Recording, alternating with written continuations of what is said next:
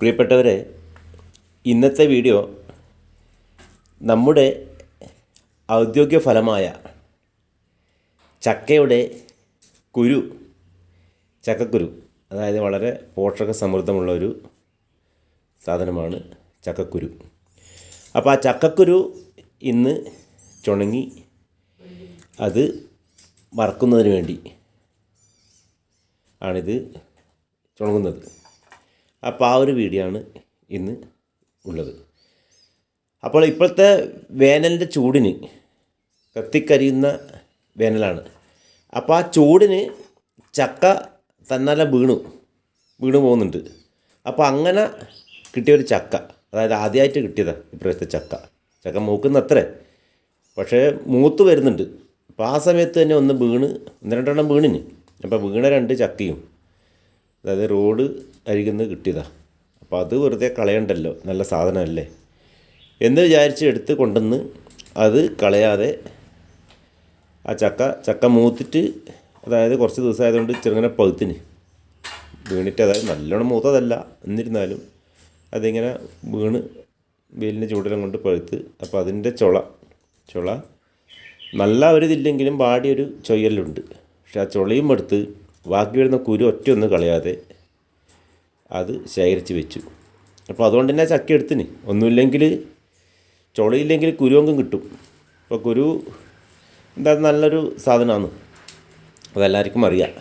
ഈ കൊറോണ കാലത്തെല്ലാം ഒരുപാട് ആളുകൾ ചക്കക്കുരു കൊണ്ട് ജ്യൂസെല്ലാം അടിച്ചിട്ട് എല്ലാവരും വീഡിയോ എല്ലാം കണ്ടിട്ടുണ്ടാവും ഫോണിൽ. അപ്പോൾ അതുപോലെ ആ കുരു കൊണ്ട് പല ഇതും ഉണ്ടാക്കാൻ പറ്റും. അപ്പോൾ അങ്ങനെ കുരു വിട്ട് വേറെ എന്തെങ്കിലും കൂടി വെക്കുക. കുരുവും വെള്ളരിക്കും കൂടെ വെക്കുക, ചക്കക്കുരും വെള്ളരിക്കും ഒലം വെക്കുക, അങ്ങനെ ചക്കക്കുരു വറക്കുക. അപ്പോൾ അങ്ങനെ പലതും ചെയ്യാൻ പറ്റും. ആളുകൾ ചക്കക്കുരു കൊണ്ട് പലതും ഇന്ന് ഉണ്ടാക്കുന്നുണ്ട്. അപ്പോൾ അങ്ങനെ വീണ് കിട്ടിയൊരു ചക്ക കളയാതെ കൊണ്ടുവന്ന് അതിൻ്റെ കുരു എടുത്ത് നല്ല രീതിയിൽ ചെയ്യുകയാണ് ഇന്നത്തെ ഈ വീഡിയോ. അപ്പം ചക്കക്കുരുവിൻ്റെ പ്രാധാന്യവും ചക്കയുടെ പ്രാധാന്യവും എല്ലാമാണ് ഞാനിവിടെ പറയുന്നത്. ആരും ചക്കയൊന്നും കളയരുത്, കാരണം ഒരു വളവും ഇടാത്തൊരു സാധനമാണ്. ഇന്ന് നമ്മുടെ നാട്ടിൽ ക്യാൻസർ എന്ന് പറഞ്ഞാൽ വളരെയധികം പടർന്ന് പന്തലിച്ചൊരു രോഗമാണ്. ദൈനംദിനം ഇന്ന് ആളുകൾ ക്യാൻസറിന് അടിമപ്പെട്ടുകൊണ്ടിരിക്കുകയാണ്. അപ്പോൾ അങ്ങനെയുള്ള ഈ സമയത്ത് ചക്കയും ചക്കക്കുരുവും എല്ലാം നല്ലതാണ്.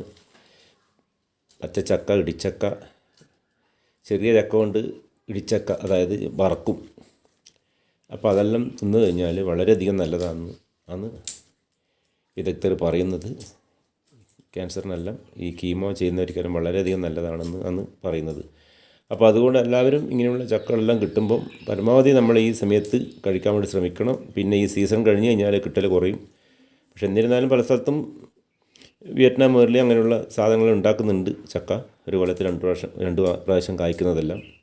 എന്നിരുന്നാലും സാധാരണക്കാരായ ആളുകൾ, ഇപ്പോൾ അതൊന്നും ഇല്ലാത്തവർ ഇങ്ങനെയുള്ള ചക്ക ഈ സീസണിലെങ്കിലും പരമാവധി ഉപയോഗിച്ചാൽ അവൻ്റെ ശരീരത്തിന് നല്ലതാകുന്ന രീതിയിൽ ഉപയോഗിക്കണം എന്നാണ് എനിക്ക് പറയാനുള്ളത്.